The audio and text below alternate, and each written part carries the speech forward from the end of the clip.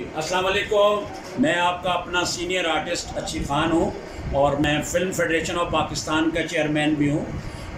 Budget की आमद थी, खैर से बजट आ गया है।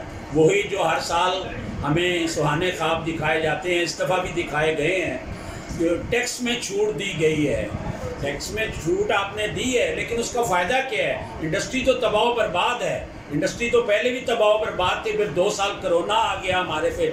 जब कोरोना की डस्ट पड़ी तो सिनेमा इंडस्ट्री बंद हो गई। सिनेमा इंडस्ट्री बंद हो गई, जो थोड़ी बहुत फिल्में बन रही थी वो भी बंद हो गई। 2 साल सख्त बेरोज़गारी इंडस्ट्री ने काटी है और इंडस्ट्री जो है उस 2 साल के बाद डेथ बेड पे आ गई। और जो 2-4 फिल्में बनी थी वो ईद पे, उसमें से 2-3 फिल्में लगी हैं। तेरे बाजरे दी राखी, गोगा लाहौरिया जैसी फिल्म लगी है और एक और फिल्म मेरा मुहाफ़िज़ रिलीज़ हुई है। उन्होंने कोई खातर का बिजनेस नहीं किया। और इसके साथ साथ कराची की फिल्म्स लगी हैं, उनका भी यही हाल हुआ है। 3-3 दिन के बाद फिल्में उतार दी गई हैं और इंग्लिश फिल्म कोई आई है उसको प्रेफर कर दिया गया, उसको सिनेमा दे दिए गए हैं। कराची वालों ने भी सिनेमा इंडस्ट्री के अगेंस्ट जो है वो प्रेस कॉन्फ्रेंस की है और यहाँ लाहौर में भी सैयद नूर साहब, सनस्की साहब, मसूद भट्ट साहब, मैं बजाते खुद और हमारे प्रोड्यूसर सफदर मलिक साहब ने भी प्रेस कॉन्फ्रेंस की है और हमने प्रोटेस्ट किया कि खुदारा सिनेमा इंडस्ट्री को ऐसा नहीं करना चाहिए। आज फिल्म बड़ी मुश्किल से बनती है और एक ये इतना बड़ा प्रोड्यूसर था जिसने इतनी महंगी फिल्म बनाई, वो 6 से 7 करोड़ के बजट की फ़िल्म थी तेरे बाजरे दी राखी, जिसको तीसरे दिन हमारे जितने मल्टीप्लेक्स सिनेमा हैं उन्होंने उतार दिया। बहुत नुकसान हुआ है हमारे प्रोड्यूसर को।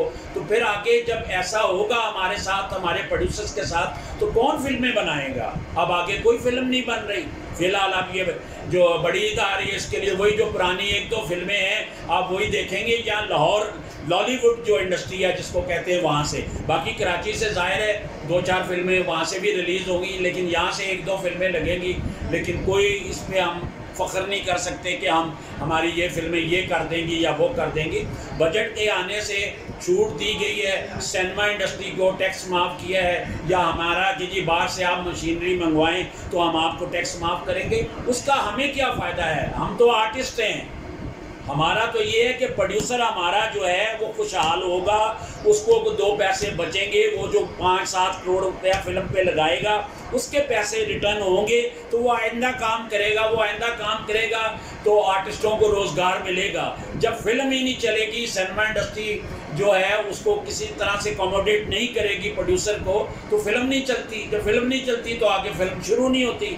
तो हमें तो ये जो टैक्स आया है और इसमें जो छूट दी गई है उसका फिल्म के आर्टिस्ट को कोई फ़ायदा नहीं है, हम लोगों को कोई फ़ायदा नहीं है। हमारा तो ये है कि हमारे लिए को 5 करोड़, 10 करोड़, 20 करोड़ का जो है वो बजट जो है मुख्तस किया जाए आर्टिस्टों के लिए। या हमारे प्रोड्यूसर को हमने 100 ऑप्शन दिए थे गवर्नमेंट से, पिछली गवर्नमेंट के साथ भी बैठ के हमने मुज़ाकरात किए।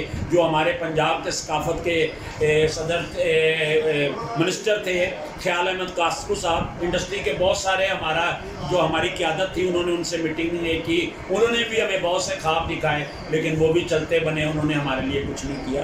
तो ये भी गवर्नमेंट आई है, हम इनसे कोई उम्मीद नहीं रखते, इसलिए कि ये अपनी प्रॉब्लम्स में है। वो जब से आई है आज 30 रुपये पेट्रोल महंगा, 10 दिन बाद फिर 30 रुपये पेट्रोल महंगा, अभी फिर फाइनेंस मिनिस्टर का आ गया बयान के फिर 15 जून से पेट्रोल महंगा हो रहा है। तो हम क्या कहें? हमें तो रोटी के लाले पड़ गए हैं कि हम लोग खाना कहाँ से खाएंगे, हम लोग 3 टाइम रोटी किस तरह खाएंगे। मैंने तो अपने घर में कह दिया फिर सुबह नाश्ता होगा, उसके बाद रात की रोटी होगी, 1 टाइम का खाना ऑफ कर दिया गया। हम तो अफोर्ड ही नहीं कर पा रहे। आर्टिस्ट बेचारा किस तरह अफोर्ड करेगा? ये बिजली का काम है, बिजली है नहीं, रोज़ हर महीने 5 रुपये यूनिट बढ़ा दिया जाता है, तो किस तरह जिएंगे?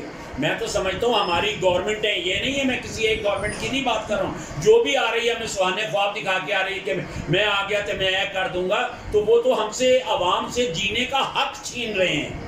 खुदारा हमें जीने का हक दें, वो कोई भी हो, वो कोई मजदूर है, वो जितने भी हमारे चले, आप सरकारी जितने लोग मुलाजम हैं उनको आप अकोमोडेट कर रहे हैं, उसका 10% तनख्वाहें बढ़ा रहे हैं, 15% बना रहे हैं, आप पेंशनों में इजाफा कर रहे हैं। लेकिन जो प्राइवेट सेक्टर हैं, जैसे हम जैसे लोग हैं, सफ़ेद पोश लोग हैं, पुरअमन लोग हैं, उनके लिए आप क्या कर रहे हैं? कुल 2000 रुपया हम लाइन में लग के 2000 रुपये लें, 2000 रुपये का क्या आएगा? उसमें तो 2000 का, 5000 का, 4000 का महीने का पेट्रोल है मोटरसाइकिल का, और गाड़ी तो कहाँ से कहाँ है। तो उस 2000 का तो महीने का पेट्रोल नहीं आएगा मोटरसाइकिल का, तो उस 2000 से क्या करेंगे? 2000 की तो आज साइकिल नहीं आती कि हम मोटरसाइकिल भी बेच दें तो 2000 की साइकिल मिल जाए। तो आइंदा से हम मोटरसाइकिल छोड़ के साइकिल पे आना जाना शुरू करें। खुदारा इस पे गौर करें, हम लोगों का भी ख्याल करें। हम लोग भी इंसान हैं और हम पाकिस्तानी हैं और हम इस मुल्क के मुहब्बुल वतन शहरी हैं, पुरअमन शहरी हैं। हमारा ख्याल किया जाए।